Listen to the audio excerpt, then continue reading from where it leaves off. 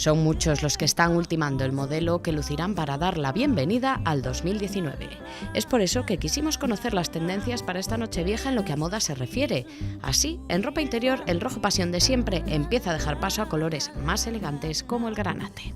Básicamente, aparte de los colores de siempre, es decir, el negro, que es un básico, pues vinieron mucho los granates, los azules noche, el rojo, bueno, decayó un poquito, pero básicamente el granate funciona muy bien. Siempre un poquito minoritario el público masculino en este sentido, pero bueno, también se animan. Quizás más que por el rojo, ellos por algo divertido.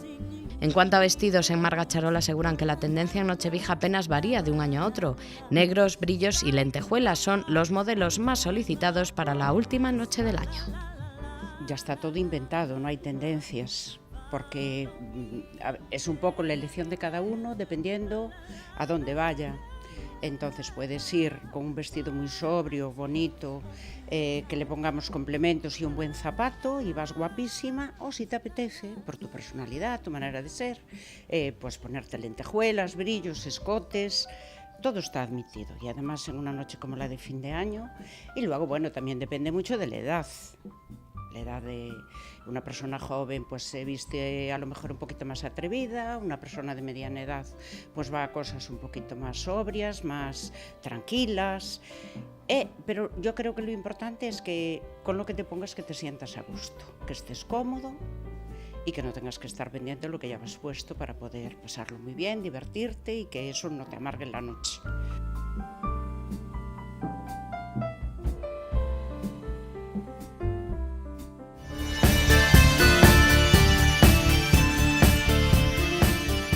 Cada día, Mari Carmen sale a primera hora de Ribeira y de otras lonjas gallegas con los mejores productos del mar.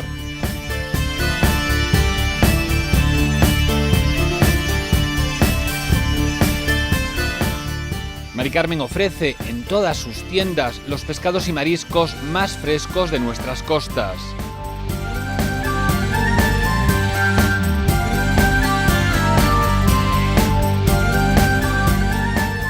Disfruta de productos de calidad superior, siempre al mejor precio.